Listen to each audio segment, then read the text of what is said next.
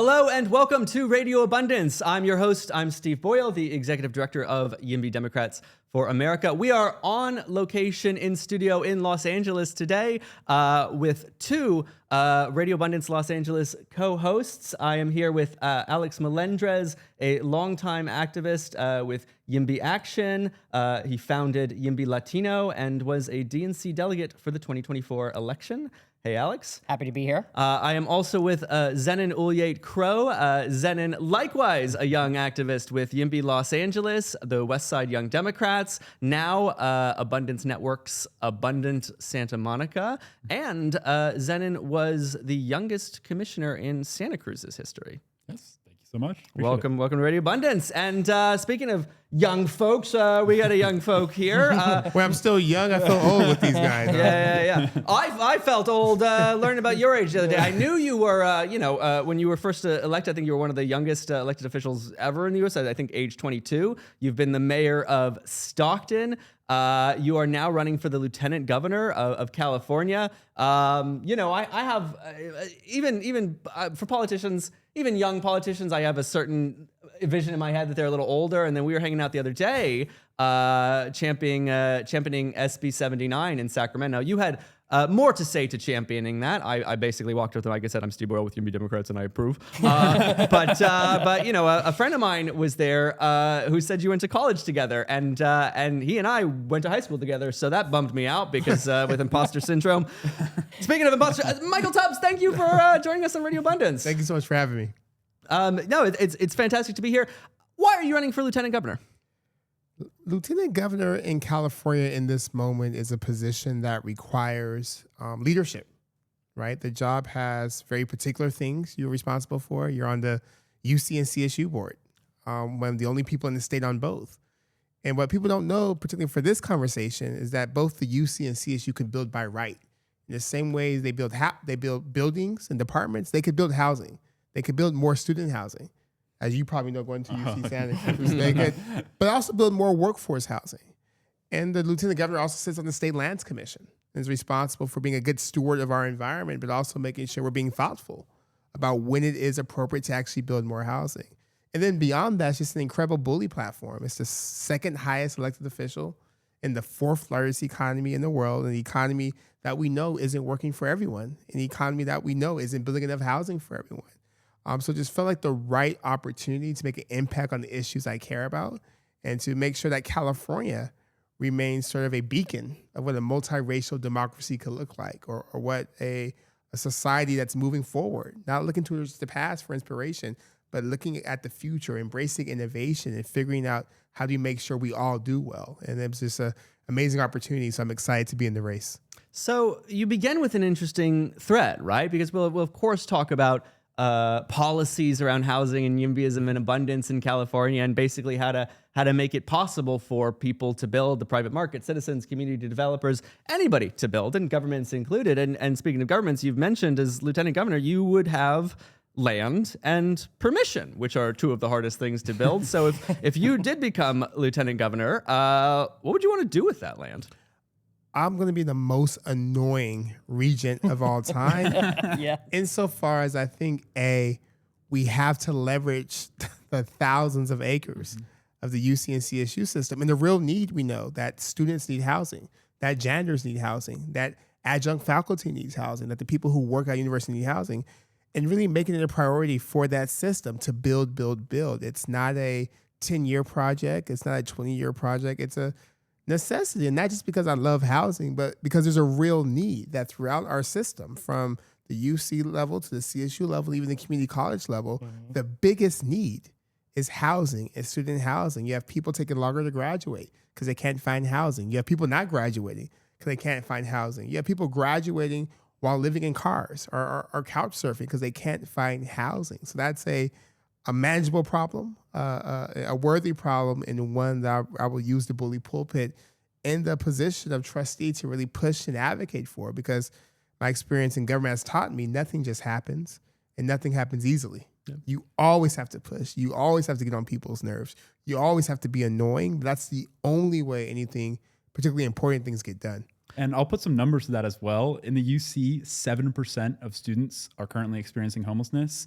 In the CSU, it's about 15%. In the community colleges, it's about 22%. I actually founded the Student Homes Coalition in California, which worked on passing student housing legislation at the state level. We've passed 5 out of 7 bills for the past 3 years.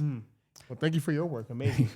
I mean, something we're very familiar with in the Bay Area is students being seen as pollution, like, and the sort of now there's just been some good reforms and clarifications to CEQA, but it was quite vague about what was pollution, and people could say that students were pollution, young people were pollution, noise is pollution, parties is pollution, but genuinely to block student housing, to block low-income housing and affordable housing. I talked with John Lovett, former speechwriter for Barack Obama and host of Pod Save America. We talked in the fall. He said that was a big radicalizing moment for him to see, in the East Bay, student housing be thwarted because students were pollution. But this story has made it across the pond. I was in London 2 weeks ago, meeting. I was at Parliament, having lunch with a member of Parliament and a sort of a world-crossing academic.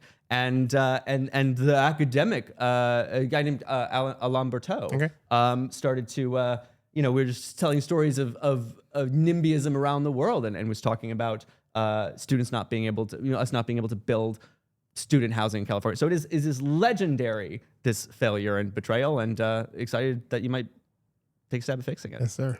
I hate to say this, but students do breathe CO2. Just saying. Yeah, gotta watch out for that. But I think also what's lost in the conversation, in addition to students, it's also the people who work at the universities who need housing. Our universities are some of the biggest employers in the state. And just like we require or want other big employers to build housing near the job site, the CSU and UC system has to do the same thing. Even at the community college level, I actually had a brief stint where I almost became a community college trustee in my home district back in San Mateo County. Nice. And I ended up earning the endorsement of the faculty union because of this particular thing. A lot of their part-time professors, aside from some healthcare benefits they were working on, were just a lack of housing opportunities, or the fact that a lot of them had to drive into this very wealthy district that had an excess of money and land. Yeah, exactly. I will say that district was the first district in the county educational district to build housing, so they were starting to work on that. But that was also one of their primary issues. And the reason why, not to talk about my experience, but the reason I earned their endorsement was because I was a strong advocate for wanting to build more housing so that these people can live here and do the work that they were happy to do for students. And when we talk about teacher housing, janitor housing, this is all levels, right? It's something I've seen even in the suburbs I grew up in. I've tried to build affordable teacher housing, and the community can go, I don't like it. It's too many stories. The homes are too close together. I don't want it. And suddenly you're saying students can't live, teachers can't live. And by the way, university, this isn't just charity for students and teachers. Universities are the engines of culture and economic development and innovation, the companies of the future, the jobs of the future, the game-changing research of the future. It all happens at universities. And I'll just say, I think universities already are a little bit of a model for the cities we want, the neighborhoods we want, right? These walkable neighborhoods where you live by people you know and like, where there is intellectual stimulation and social events. I think a lot of the loneliness crisis, a lot of the separation of our society, a lot of what people want when they move to cities, a lot of what young people want, but also people, what elderly people want, right? Like this, we want a place you can walk and be with anything you need to get, and people you love and stuff to do. And I think we're just asking to let students live, let teachers live, and let's all live in our little universe of universities. Americans pay a lot of money to see this stuff and go overseas to Europe. Well, and not just Europe, but Disneyland. We're sitting here in Los Angeles. We're not no. I'm going to hit this so many times and on every interview, because look, you can in California, you can build dense neighborhoods, walkable neighborhoods, abundant public transportation, mixed-use buildings. You don't have to do setbacks. You can have cafes on the street corner and tree-lined streets and bring the build. You can do all of this as long as nobody can stay the night and there are roller coasters. But if you do, people are willing to fly across the country and the world and pay hundreds of dollars a day for not a room to sleep in. Right, and some of it it's so the kids can see, the Mickey Mouse, and some of it it's to ride the roller coaster. But I think there's quite a lot of people there that are, youngish, middle age, that don't have kids. I don't think they're there for Mickey Mouse. I think we just like that stuff, and I think we should all be able to have it. I mean, literally, aside from Disneyland itself, you have downtown Disney, which is a walkable shopping mall attached to Disney that people go to that just walk around. I mean, they just like the walking. This is so funny because Disneyland actually has a city hall. My favorite joke every time I go is like, I am here to make a public comment to Mr. Mouse. Can you build some more, please? All right, enough Mickey Mouse. Back to Michael Tubbs. Michael, what else does the lieutenant governor do? The lieutenant governor is also the acting governor when the governor is gone and out of the state. And the lieutenant governor also is the emissary for foreign trade, which before was more of a symbolic role, but given this current administration and tariffs and the ways in which the United States trade position with partners is always subject to change, that's going to be a real role to make sure that California uses its market share to continue, market capture, to continue to do things that benefit the economy, that allow people to build and allow people to prosper right here in California. Sometimes I've thought of the lieutenant governor as kind of like the sort of vice president role for a state governor, but in this case, it's your own election. You don't run on a ticket with the gubernatorial candidate. It's a separate election, and it creates again a huge platform. And I think what I've learned, particularly in the last 6 months, is that folks need leaders that are going to level with them and explain to them what's happening, what's going on, how is this working, what are the blocks, why isn't this done, why hasn't that been passed. I think a big part of how I've envisioned the role will be doing that, being an explainer in chief, and also doing stuff that most lieutenant governors don't do, like testifying on every single bill I think is important. I've done that already as a candidate. I've testified on the two most quote unquote controversial housing bills this cycle, one by Buffy Wicks around CEQA reform and one from Scott Wiener around transit-oriented development. And not because it's in my job description, or not because the lieutenant governor has any authority, but because leadership demands like action. It's the right thing to do, and to make it really clear to people, like, no, this is not about some abstract notions of right and wrong or an adherence to a rigidity that doesn't really work for people anymore. This is about, we have a problem. We don't have enough housing. We need every tool in the toolbox to build more housing. And when those things come up, I'm doing it as a candidate, but even more so as a lieutenant governor, will be very bullish about this is where I stand, this is why we need it to do, why it needs to happen, and exert some force and pressure, because I think that's the only way California and Sacramento actually moves. Like, you have to push it. Well, Einstein, or was it Newton, an object at rest tends to stay at rest. We have to push, and it's going to take leadership to do that. Yeah. We ran into each other while you were testifying for SB 79 for transit-oriented development in Sacramento. I wonder if you can testify a little here. Can you tell us about those two bills and what you said about them and why you believe in them? Yeah, well, the Buffy Wicks bill on CEQA reform, the argument was there's nothing progressive about process in and of itself. There's nothing forward-thinking or democratic about delay.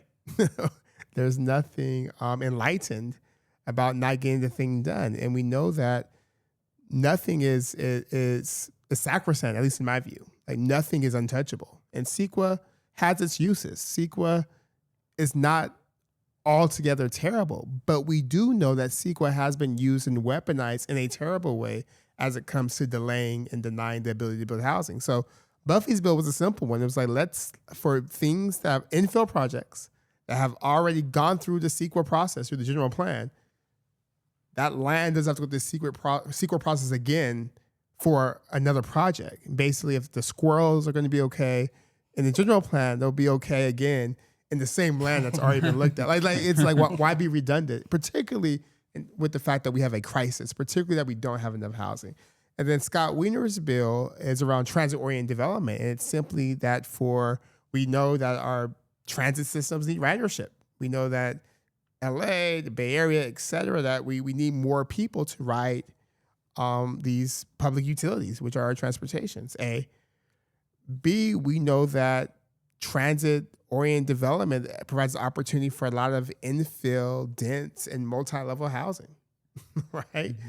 And C, we know that there's a demand for it, that that young people, but all people, have no problem living next to the BART, have no problem living next to the metro, have no problem living with the transportation hubs. And we also know there's a climate impact when folks aren't able to live next to transit, when folks have to commute for hours. So when I was mayor of Stockton, we led the state in the nation in the number of super commuters. 10% of our population commuted 3 hours a day or more for work. And it's because the housing that people could afford was in Stockton, but the jobs were in the Bay Area, but the housing wasn't there, near the BART station, near the Pleasanton BART, et cetera. So Senator Wiener's bill will allow for that to happen, and that one's working its way through the process. And I'm hopeful that our friends in the legislature see that now is the time to think a little bit differently. Now is the time to have constructive dialogue with some of our friends. And now is the time to really show the folks in California that we're not just saying that it's a problem, but we understand that we have tools that can make that problem more solvable. And on the Scott Wiener bill, it's a triple win. It's good for the environment, it's good for our transit ridership, and it's good to increase the number of units of housing to, again, get us towards the goal of the amount of housing we actually have to build for the people who live in California to be able to stay living here in California. Thank you for bringing up the climate change and environment, the climate change implications of building homes, climate change implications of the CEQA reform, right? So CEQA stands for what? California Environmental Quality Act, is that right? Yep. Yeah. So, I like to say, when Trump says, I'm making America great again, we know that's bullshit. He's destroying American greatness, right? When Republicans say this is the one big beautiful bill, we know that's bullshit. There's nothing beautiful about it. No. So I like to say, why when you hear about the California Environmental Quality Act, do you assume it's about the environment or quality? Because it's in the name.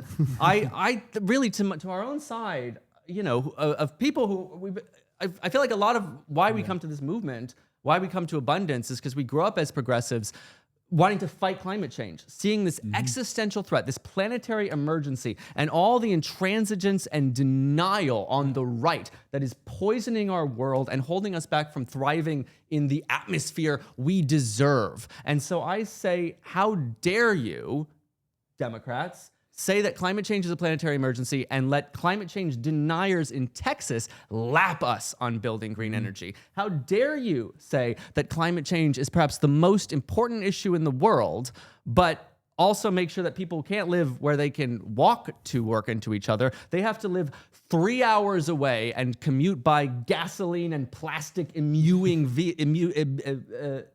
what word am I going for? Gas guzzlers. Yeah, we'll just say guzzling. emitting gasoline, plastic shedding, emitting vehicles 3 hours back and forth both ways. That doesn't take care of people. It doesn't take care of the environment. Can I mention high-speed rail, or is that like a third thing? A third rail we don't want to touch right now. I think you keep us on track. This is the train punts. I mean, that's the penultimate example. And unfortunately, I hate to say it, California has become a little bit of a punching bag for its inability to basically get it off the ground. But I can't think of something that would have been better for the environment than having a high-speed rail where people would be able to commute across California at a rapid speed. I mean, and that basically had a death by 1,000 cuts, and a lot of that was due to delays in environmental regulations, which you can't even describe better irony than that. And I mean, CEQA as a law, people forget this. The entire point of the law is to analyze what the difference from the status quo is. That's it. It just says, how is this different from what's there right now? You take an oil refinery and you want to build a solar power plant, that's going to require a CEQA report because that's changing from the status quo. And climate change, the way we respond to it, the only way you can respond to it is by changing literally the entire way that we live and operate in our society today. Yeah. Michael, I want to get to you and your background in Stockton and universal basic income in a second, but I'm curious how this all stacks up in terms of the rest of your field, right? This is, in California, and it's early, right? The election's next year, we're well away from the primaries, but California, you're running against Democrats. Oh. How are they on these issues? How do you kind of fit in there? No, I think, or I know in my race, it's been clear to me, which is part of the reason why I decided to run, that being a Democrat is necessary but not sufficient. And in California, that phrase almost has no meaning. I'm a Democrat. What does that mean? What do you fight for? What have you done? And what are you prepared to do? So I think the big differentiator is that I'm a person of action. Yeah. And when you have action, you make some people upset. But I'm not afraid of making people upset for the right things. I'm not afraid of disagreeing with my friends for things that are important, like poverty, like ending poverty or building more housing. And I think that's really, as over the course of the year, people see that's the big difference. We can all say the right things. We all have ChatGPT. Everyone knows what to say to the right audience, but it's really about what are you going to do? And then what have you done? and what are you doing while running? And I just think on those three dimensions, there's no contest between me and my opponents. Well, let's use your own words to segue to your background then, and I'm thinking about your time in Stockton and your work on ending poverty in California. Michael Tubbs, what do you fight for? What have you done, and what are you going to do? One of my favorite quotes is from the movie Color Purple, when the character Celie says, "All my life I had to fight." And that really encapsulates sort of the energy I bring to politics. And I'm really fighting for a government that works for everyone, truly. A government that simply works for everyone. And I think what gives me hope is that we have so many examples of the government working for some people, like very well. Like this terrible bill that the Trump administration passed is a beautiful example of the government working for some people, for the billionaires and all the folks that got their the people not on Medicaid. That bill works great, bigly as he would say, for them, and it's illustrative that no, we can make this thing work for some people, and my job is to try to make it work for all people. And when I was in Stockton, I fought for a city government that was functional, a city government that could deliver services, and a city government that provided a baseline level of security and opportunity for people. So we reduced homicides by 40%. We reduced shootings by 30%. We went from bankruptcy to the second most fiscally healthy city in the state.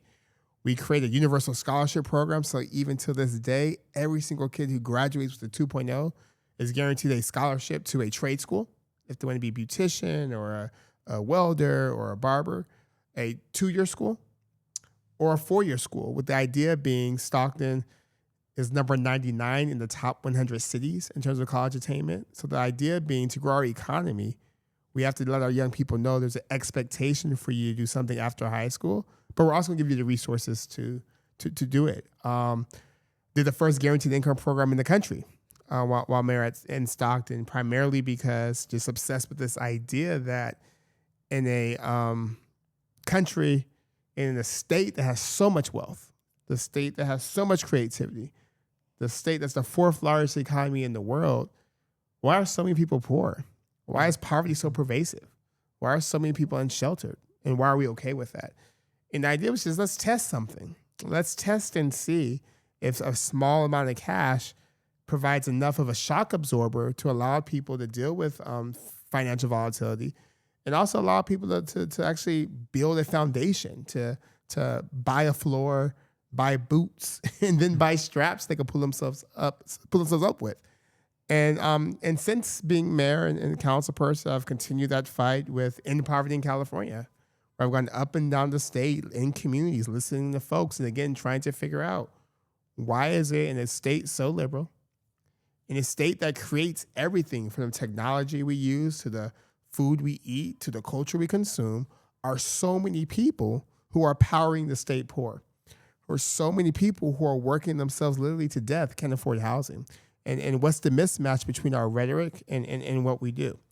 And then also I've scaled guaranteed income across the country. So now there's 80 pilots happening across the country, over $500 million, $500 million, in government dollars have gone out to over 20,000 Americans from cities and counties I've helped all across the country to pilot this idea of a guaranteed income. So those are some of the things I've done. That's some of the things I'm fighting for. And then all the unsexy like legislation stuff, like attaching myself to bills that may seem controversial.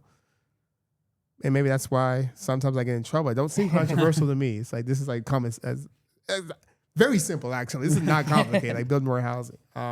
But even in my time as a mayor, I remember one of the biggest fights I had was when I went to end the golf course subsidy because we had an issue with affordable housing. So I didn't even say build housing on the golf course, which I probably should have if I was gonna get all that heat. I didn't think I could do all that, but I said we could take that money and create an affordable housing trust so that we could help projects pencil out.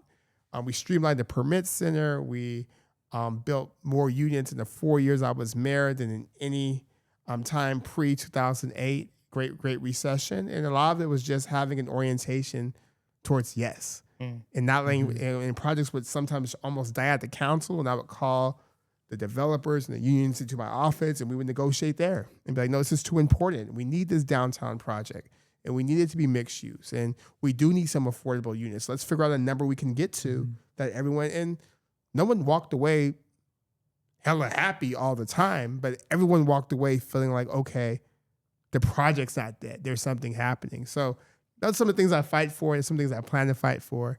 And sorry for the very long answer. I loved it. I'm going to go back to the very beginning because you mentioned some huge achievements and gains in public safety. I think public safety is on the minds of a lot of California voters right now. And in the coming years, it's going to be on the minds of a lot of American voters looking at California on public safety to evaluate Democratic leadership, right? We saw in the last election, and California is going to vote blue at the end of the day, but we saw a ton of voters across California, across San Francisco, across Los Angeles, vote red, especially people of color, a lot of times talking about issues around public safety and public disorder. And it does seem like people of color, most of all, are caught between under-policing and over-policing. And as a result, Democratic policymakers are too, right? How do we rightly say we cannot have a world where police can abuse their authority without accountability and kill and maim Black men and families and have these overly aggressive uses of authority and violence? And then in order to curb that and resolve that, it seems like we then went into the direction of I think what you would call sort of a toleration of extreme and degrading disorder. And it turns out in both hurt people and both hurt the most vulnerable people most of all, whether you are suffering from state violence or whether you are suffering from the anarchy of neglect and the threats from individual citizen violence around you. So man, Michael Tubbs, as a mayor, as a Black man, and as somebody who, I mean, those were huge. What are you talking about? 30% reductions in some of those crimes and violence? I mean, this is incredible. How did you achieve that, and what should California learn from you? Yeah, well, first let me say I think part of it was proximity. Like it was personal to me. I ran for office for city council because my cousin was murdered in Stockton. So this idea of safety and public safety was not theoretical. It was like, how do you make this not happen again? And I'm 34. My father's been incarcerated for the past 33 years. So in terms of understanding the carceral system and sort of the impacts of that, and I just knew particularly as you mentioned, as a Black man, part of my role would be making sure we're responsible and smart and data-driven with how do we actually solve a really real problem.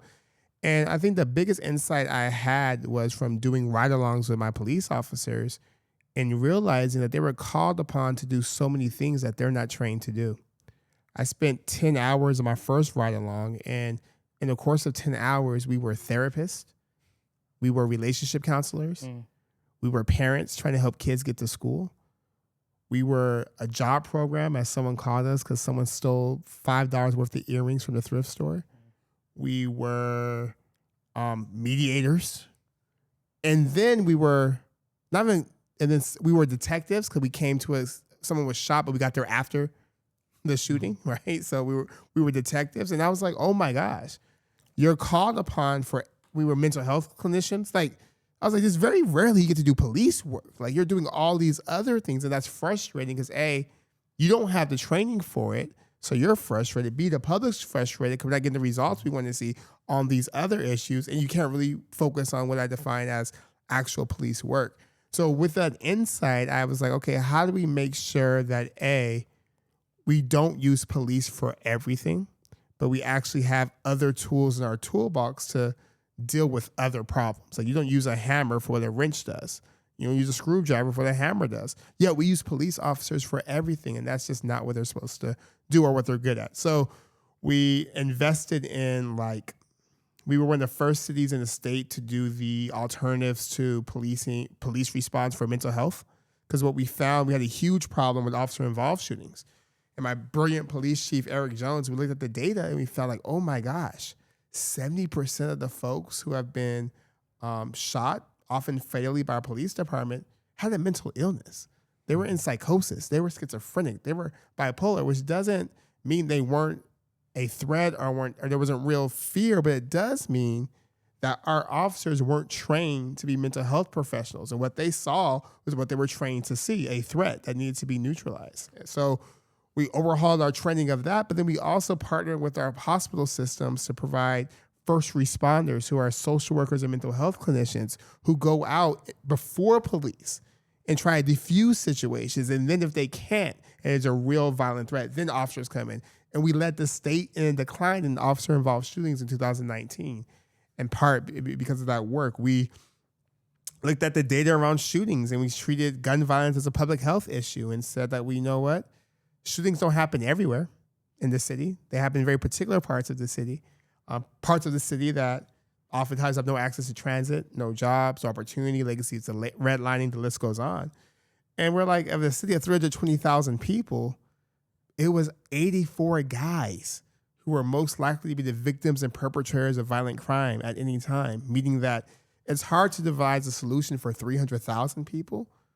But I was like, we could put our heads together and think about these 84 guys. Like, we all have more than 84 friends on Facebook. Like, we can act, that's manageable and bite size. And then what we found upon further research is that these 84 guys weren't mysteries to us. They weren't like surprises. These were folks who had been arrested 8 times on average. So we had been in communication with them, and the tools we had weren't sufficient because they were still shooting. But we knew who they were. They were mostly on probation and parole, meaning they had mandated conversations with someone from government once a month, but were still shooting. They were 50% were homeless and couch surfing, 60% food insecure and hungry, and almost 100% were both shooters, but also had been shot at.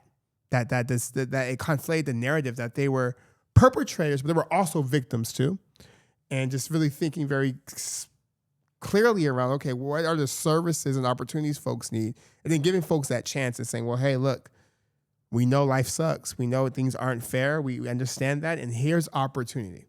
And I want you to take advantage of that. If you take advantage of it, we're resource scarce, but because you're such a priority, you don't have to wait in line. You can be the first one to get your tattoo removed. You're the first one on the list, which pissed some people off. I'm like, it's a priority. Like, we have to do that. If we don't have enough resources, let's be smart. But then secondly, it was like, and the cops and the DA, and we would be in meetings myself, the police chief, the DA, and I would say, the police chief and the DA, they're not going anywhere. Jails aren't going anywhere. And in fact, they have a mandate to be more aggressive because the violence is unacceptable. So if you don't take advantage of these resources, I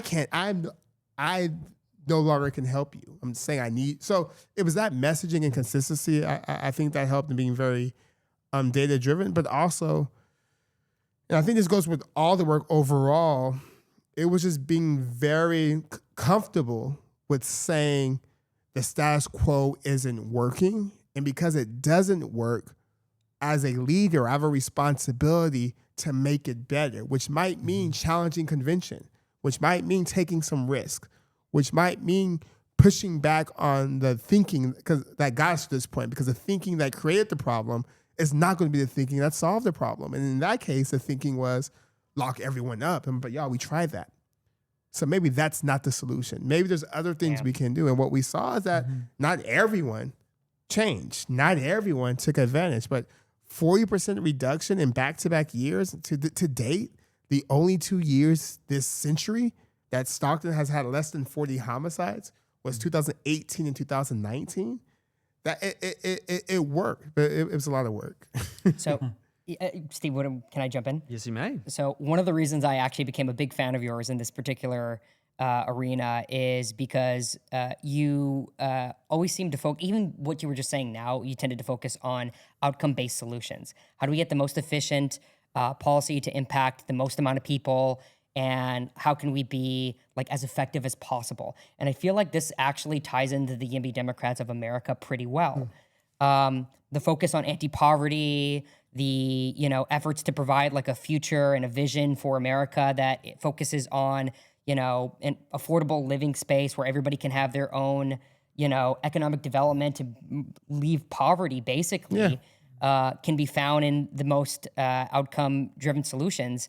That's why I was really happy to see that you were advocating for some of these housing supply bills, because, I mean, one of the other things involving, and correct me if I'm wrong, involving poverty, crime, and mental health is a lack of stable housing. Yeah. I've heard so many stories. I have this one particular of this old black veteran woman at the opening of an affordable housing complex. And it was this like back in 2019, and it was this affair where a bunch of like politicians and government people were like patting themselves on the back and like, yeah, it was something to celebrate. What we do. Yeah. And this lady, like totally unscripted, took the mic and was describing about how having a stable place to call home basically made her feel human again. And she also described on how she's had first, second, third, fourth chances, and she's never all she needed was a stable place to call home to be able to get out of that.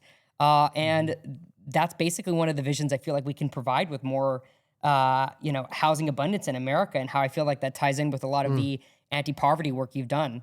Well, I remember when my mom bought her first home. She was 26 years old, and it was back then housing was affordable, so she bought it for like $150,000.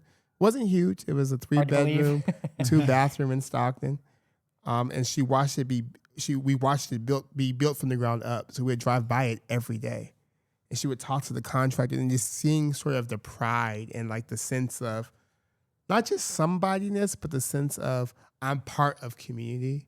I have a stake in this. I have some ownership. And again, home ownership may not be for everyone, but everyone should have the chance to make that decision for themselves. And that decision should be made by supply. Like we should, the baseline we should provide supply A. True that. But then also B, like I was reading some research the other day about how for folks our age, between 35 and 44, home ownership has decreased by 10% than the previous generation of our age, and how the average age of a first-time homeowner is so much older today than it was 20 years ago. And we know that in this country, so much of wealth, not just for you, but for your children and your children's children, or for a business you may have, is tied up in home equity. And once you get on, it's an on-ramp. Usually that goes up.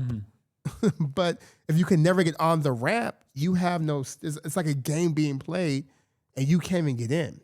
You can't even try. And I think that's just fundamentally unfair, in that as Democrats, as whatever, however we want to label ourselves, the job has to be not just giving people hope in the abstract, but hope in like reality. Like, look, we can't guarantee an individual outcome.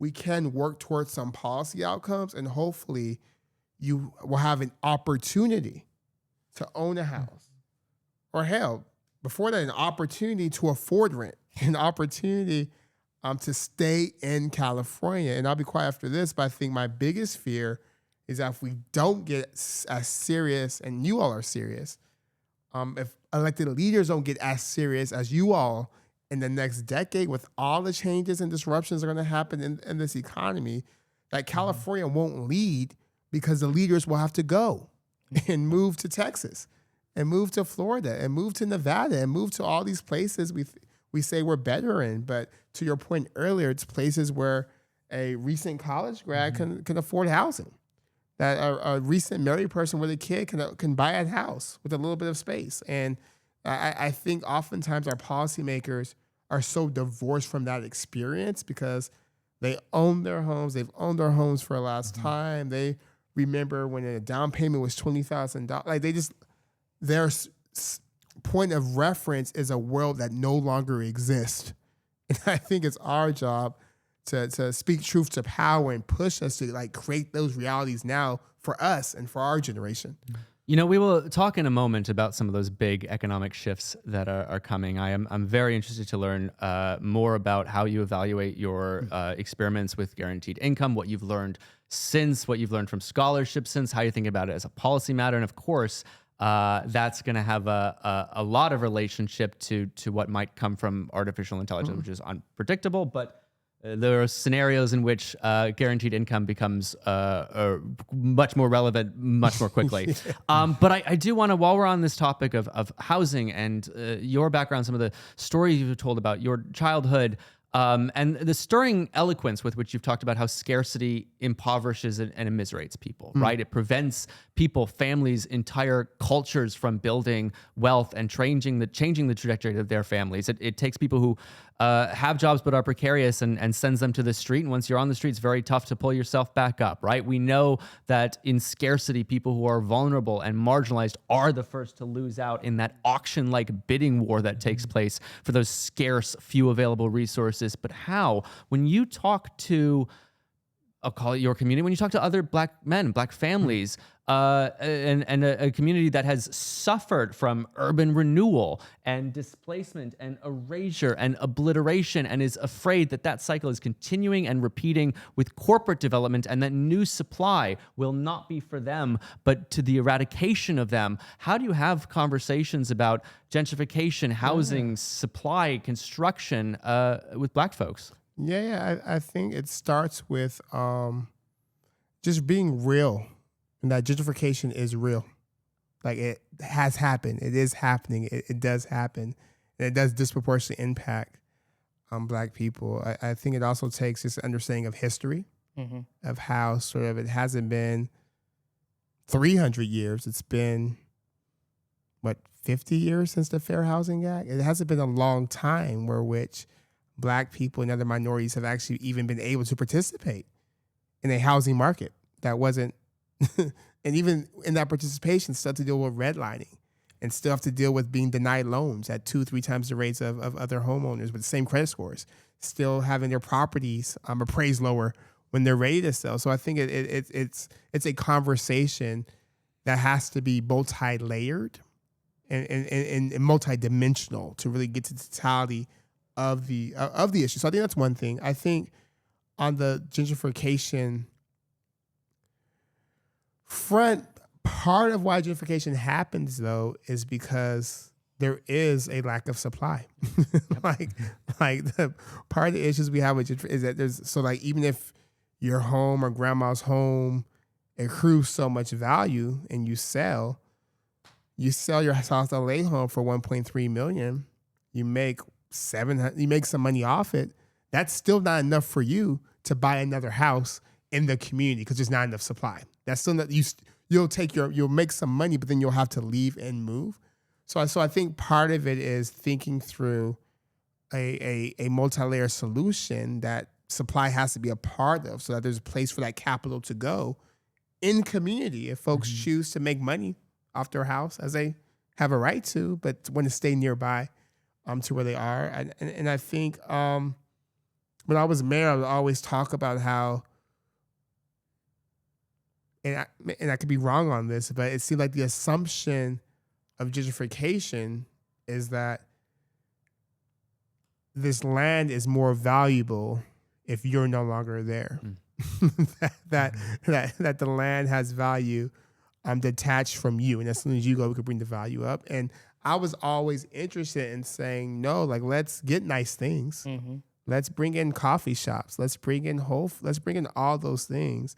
And let's bring more people in without displacing people who are already there, which again goes back to my answer, which is we build more, build denser, build but there has to be more supply. I think that's the first sort of bulwark against gentrification. And then we have to be creative about solutions, about sort of home buyer down payment assistance, rent, like programs that will help. We have all these conversations about the integrity and the character of neighborhoods, but that seems to only be applied when rich white people don't want folks of color in their community, or don't want lower income people in their community. But we could maybe take some of those same principles and think about how do we, in the midst of change, in the midst of new residents coming in, what are the backstops, what are the policies, what are the things we could create to allow for some of the culture and character of those neighborhoods to stay similar, to allow those residents to be allowed to stay. So it's a supply issue, but it's also a conversation about some level of rent balance, right? So that folks aren't just all of a sudden dealing with hundreds of dollars of increases in rent out of nowhere because Stanford grads like me want to move in to South LA. So long answer to say, I think it has to be measured and balanced, but taking into account what I heard in an earlier conversation, that we're talking about people. Yeah. and not buildings. Yep. We're talking about community and not rooms. And that's sort of the best communities are those that are diverse. The best communities are those that have a mix of old and new.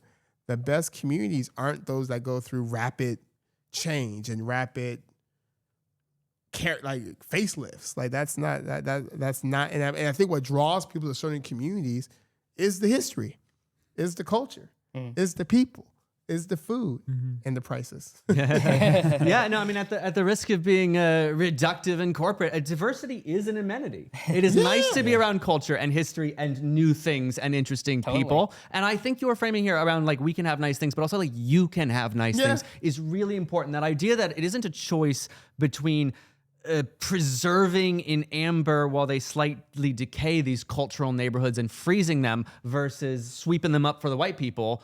The perks and parks and dogs of gentrification should be for the black people that live there too. They should have nice things and new amenities. And that culture shouldn't be displaced, but it also shouldn't be frozen. It should be growing and thriving. And they should be bigger, taller, more vibrant, wealthier black neighborhoods. And I think South LA, when I first moved here, I moved to Hyde Park. And I think South LA, although not perfectly, have done a pretty good job with all the development coming in with the Olympics and the Metro Rail and the airport expansion. But I think it's because the leaders were intentional. Like a decade ago, Marquise Harris Dawson, Holly Mitchell, Karen Bass, like all the leaders of South LA had a conversation about these investments are coming down the pipeline. We can't stop, quote unquote, the market, but what can we do to make sure our folks are okay? So they did mass public education and let people know what was coming and how that might impact value and why it may be a good idea not to sell at least immediately. They created Destination Crenshaw and made it so that you don't just go through Crenshaw, but they made Crenshaw a destination with art installations and history and storytelling so that as folks are going from the new Metro line through Crenshaw, they're not just going through, but they're stopping and being part of the community. They help the small businesses around so they get ready for this influx. There was a strategy around we want this investment, but how do we make sure we mitigate harm from the investment? I think that's what's required. There's not like an answer, but the answer is being strategic, being thoughtful, thinking about all the good that can come with new investment and also how to mitigate harm. So how do you educate people and bring them along for the ride? So I tell people all the time, just look at and South LA is different today than it was 20 years ago, right? But I would say South LA still has a feel of traditional South LA. You still see Latino people, you still see Black people, and you see more white people. And it's like, but it's has had an intention about keeping its character while welcoming investment and then also I'll be quiet after this, but they also have a lot of homegrown entrepreneurs who are part of the decision making. So you have Issa Rae bringing in fine scale dining and restaurants and coffee shops and things of that sort. You have Prophet Walker, a young developer who's developing like multi-use and college-like housing on the Crenshaw corridor. You have Solar Impact and Marta Muoto, another developer who's developing in South LA and around the Crenshaw corridor, but doing so with community. And you have sort of the council member and his staff like being the squeaky wheel, trying to get as much as they can, being as annoying as possible. But it's been. And they've also have tapped into like other partners like banks and other folks to give people loans to expand their businesses or to buy some of the empty parcels of land. So it's been fascinating to watch how folks have harnessed investment, have harnessed nice things coming and said like, no, we don't have to fear it, but we don't have to be passive. We can control it. We can help shape this destiny, and we might not get everything right and everything might not stay the same, but we could keep character, bring in investment, and make sure that everyone gets to enjoy the new nice things. So definitely I would say the South LA, Destination Crenshaw area is a good example of investment without gentrification. Yeah. Michael, I hear you. And what like immediately comes to mind is the fighting the scarcity mindset. Like that's like you just encapsulate it like very well, especially with that messaging. You know, speaking of fighting the scarcity mindset, we have a few minutes left. And for those few minutes, Michael, I wonder if you can put on your professor cap for a second, because I want us to know, in the year of our Lord 2025, what should we know? What do we as a species know about guaranteed income, and what do you expect in terms of coming economic shifts, and what should policymakers be thinking about and learn from you in the years to come? Yeah, well, number one, we know that it works. Like we've overseen 20 RCT trials across the country, not done by me, but by independent researchers at the Center for Guaranteed Income Research at the University of Pennsylvania. They all says the same thing, that guaranteed income doesn't make people stop working. In fact, in many cases, it allows people to pursue work more, to go from part-time to full-time work, to pay for childcare so they can go to work, to deal with the transmission so they can go to work, to take time off their part-time jobs so they can apply for the full-time job. We know that it has positive health impacts, that so much of the stress and anxiety we see in our society are real mental health impacts, but oftentimes the causal link is because of economic scarcity. It's because of stress. It's because of not sleeping. It's because of not being able to take care of yourself because you worry about paying for necessities. We know, as it relates to housing, that the average amount of money that people are evicted for isn't the full amount of rent. It's $381. Like folks are able to pay some of it. They're not like, I'm not going to pay rent. They're like, this is what I have to pay. Like, guaranteed income is a stabilizer to allow people not to be evicted, because we also know when someone is evicted, it's hard to get them back in housing. We know it has all types of cascading impacts on generations, not on folks and also their kids.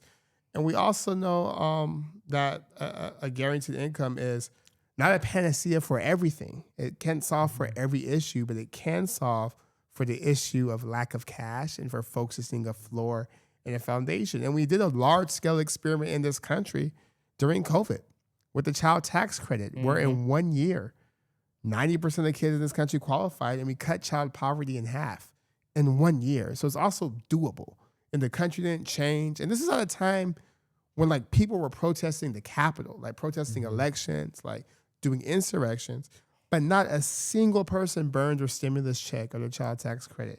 Not a single person protested that. No Republican was upset. In fact, then President Trump, remember, he stopped the printing press and said, do not print these checks unless my name is on them. I want people to know I did this, right? So we know it's also a winning issue. And with automation and with AI, we don't know the exact impacts, but we know there will be some disruption. We know that new jobs will be created, but we also know some people will lose their jobs.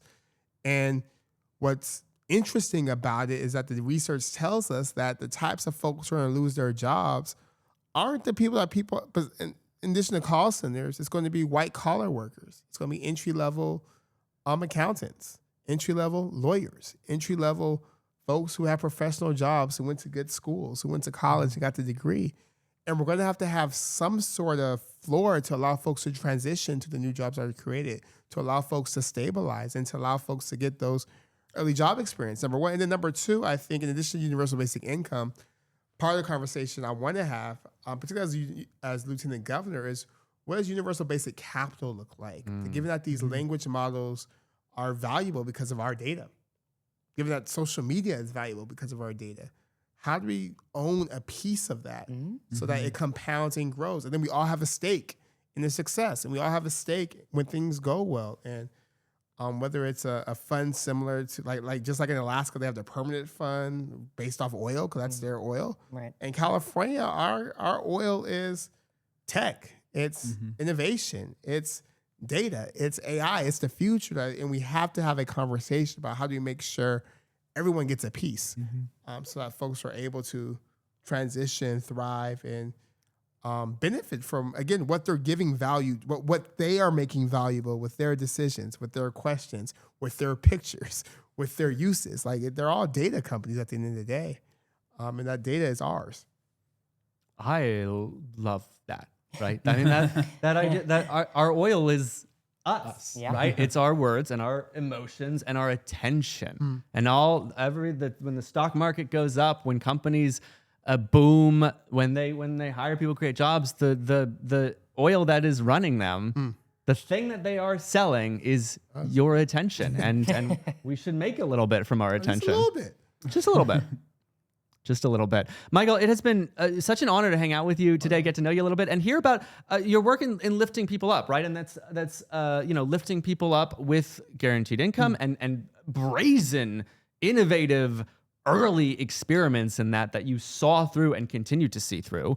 You talk about, I think keeping people safe and making sure communities are places where everyone can thrive with kind of a new deal for both citizens and police in terms of their roles and how they can sort of engage and participate in the culture. And of course, lifting people up now in your work as you pursue the lieutenant governorship and fighting for homes, and maybe we'll lift some people up quite literally up into the sky. We have. Look, I'm going to come to you for final remarks and thoughts in a second, but I do want to give Alex and Zenon a chance to just throw out just any final parting thoughts. Go for it. I mean, honestly, I had one question that I was really curious about. Get it in there. Which was about there's been this unholy alliance for a long time between a lot of people that are on the progressive side but have been opposed to change versus like you got your massive McMansion homeowners who are like, yeah, we don't want any change. And that's what's been stopping a lot of development and a lot of progress in trying to create new things because we don't want to see that change. But I think we've been starting to see that coalition start to fracture. Like, I think like the win with Zoran in New York City is a fantastic example of that. We had he's a halal economics where he talked about like reducing the permit prices for getting halal truck permits and like talking about building more supply as a means of making sure we can deliver and government can deliver. I don't know if you can kind of touch on that a little bit in yourself and where you see yourself in that dynamic and how that's kind of heading out. Yeah, I think I am someone who I'm just not. I don't. Orthodoxy isn't my thing, right? I have a clear sense of values. And then those values operate issue by issue. So I think I am obsessed with government working. Right? I'm obsessed with delivering. I'm obsessed with sort of outcomes. And I think because in Stockton I had 3 Republicans and 3 Democrats on my council to do all the work I did, I've just become very astute at just getting things done. So people say I'm progressive, and some progressives say I'm progressive. So I don't know what I live on. At the end of the day, I live with myself as someone who believes that everyone has inherent dignity and value, equal value, and that government has to work for everyone, and that government has a responsibility to correct the harms that government caused. That's my political philosophy. One-on-one. And I'm also someone who's not afraid to fight. And I'm someone who believes that government doesn't just belong to the people who pay attention, doesn't just belong to the people who benefit from government contracts, doesn't just belong for the industry around government, but actually belongs to the people who are too busy to even know what the hell is going on in Sacramento, and that I have a responsibility to always show up and advocate for them. So I don't know if to answer your question. Yeah. I love the left-right spectrum breakdown and questions of like where on the left are you? To me, it's always so funny because we have this attachment to this, like it is this map that can explain and where a human falls, but it's actually just asking left-right is. It's. I guess we don't have BuzzFeed quizzes anymore. It's basically a stupid online quiz asking where would you have sat in the like first year of the French Revolution. That's what it is. There was one building, and and the more liberal people sat on the left side, and the more right wing, and it didn't even last that long. It's literally a question of like, what table would you have sat at in 1790 or something? It is a stupid way to describe politics. Probably get in trouble for this, whatever. But I also don't think there's a right. Like I think anyone who aligns with the Republican Party today is far right. There's nothing conservative about massive government spending or there's nothing good governance about kidnapping people off the street. There's nothing conservative about corrupt like that is not right. That's wrong. It's wrong. It's wrong. It's wrong. It's left and wrong. But so I think that there is, and I tell people all the time, I think we have to be wedded to solving the problem than to having the solution. Like I think if we have that beginner's mindset, like this is a problem, and being open to solutions, we could get to more solutions because no one has all the answers. No way of thinking has all the answers, as well as we're centering everyone and thinking through just basic norms of human decency, I think that gives us the opportunity to come up with solutions that may be right, maybe, but again, those words mean nothing. What matters is the impact. Like, are people helped? Are people housed? Are people clothed? Are people fed? And that should be how we measure one's political orientation. I mean, thank you for making that point. Because, like, journalists, please remove the word conservative from your vocabulary when talking about the right and the Republican Party. It is gone. If you are trying to repeal the last 100 years of American global leadership and the American welfare state and American economy, if you are trying to disrupt the world order, then without even asking if it's good or bad, it's bad, we can conclude that that's not conservative. It's radical. And while we're at it, let's not call people progressives who are scared of the future. If we care about progress, we have to build progress. Those are going to be my ending comments, actually. Do it. On to Alex. I mean, I think the whole crux of why we're here with like the YIMBY Democrats with America is we have to sell a better vision to our party on what we could do with economic development, give people an opportunity to live, the working class. And it's clear that we fell off of that a little bit in the last election. And I think that's just the work you've been focusing on, especially in outcomes. I think this is where we really need to go. And I think this is how it ties into abundance and, building a better America where people can thrive, is focusing on these anti-poverty, fight the scarcity, kind of solutions that I think Michael really encapsulates. And oh, by the way, that outcome-oriented vision is the origin of progressivism. That is what it means. The original progressives were the YIMBYs, the wonks, the data dorks who thought that if you applied a scientific lens of inquiry and experimentation and reason to the world around us, if you cared about numbers and data, that you could use that to create better solutions. And then, like FDR, you could evaluate those solutions. It's what you talked about too earlier. I was going to bring it up earlier because the New Deal was not handed down like tablets to Moses, nor was it some long-standing master plan of FDR's. He took office in a crisis. He said, we just have to try shit, as much shit as possible, as committed as possible, and we're going to constantly evaluate and experiment, and we're going to run with what works, and we're going to change what doesn't. That was our New Deal. That was FDR. And I'll be quiet after this, but I tell people, or how I think of it, is that the most progressive thing you could do is hold power accountable. The most progressive thing you can do is demand that government works. Like, that's literally what it means to be progressive, to hold power to account, to say this government we're all giving money to has a responsibility to us, and then making sure it ensures its responsibility. So building housing, all types of housing, including affordable housing, is progressive. And I was talking to a friend the other day, and I also think that this is not about being like anti-union. Like, unions are good things, just like building housing are good things, and that sometimes interests converge and sometimes interests collide, and that there has to be dialogue.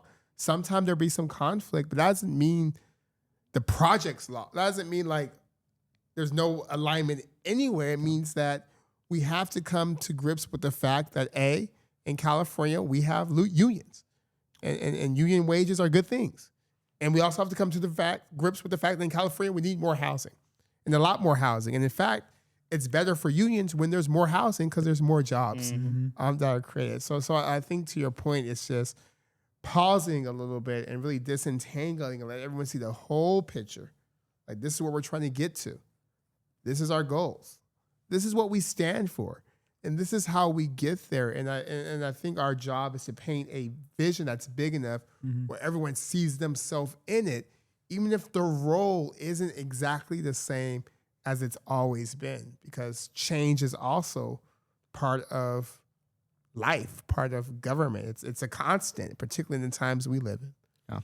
Yeah. As Democrats, as progressives, we, I think, believe in ourselves and are committed to the cause of being champions for the working class and for working people in America and California, right? And it doesn't help working people in America or working people in California if one group of workers' wages rise so much that all the other workers can't afford a place to live or stay in that neighborhood or spend so much time commuting they can't be with their families. But when we build, and of course the alliance between the YIMBY movement and the labor movement in California has been so instrumental in so many changes in the state, because it is workers that build those homes. It is workers who live in those homes. When we build those homes, it is workers that can stay in their homes. Who want and to workers afford the homes they build. afford the homes they build, live by where they work, so that you are spending those 6 hours with your family and not the highway.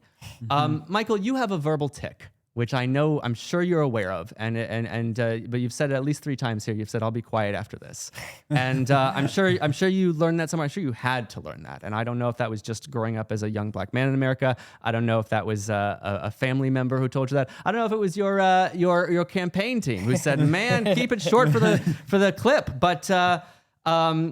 But yeah, you've said it a few times. I'll be quiet after this, and my wish for you is that you don't. I appreciate that. Thank you. I agree. I'd like, stay loud, man. And speaking of, one final opportunity, Michael Tubbs, loudly, without being quiet after this, although the whole podcast might be quiet after this. It's all got to end at some point. No finale, no story. So, Michael Tubbs, thanks for being with us today.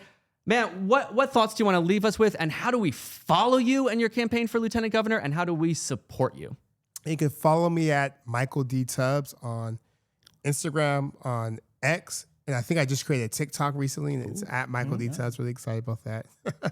Or michaeltubbsforca.com.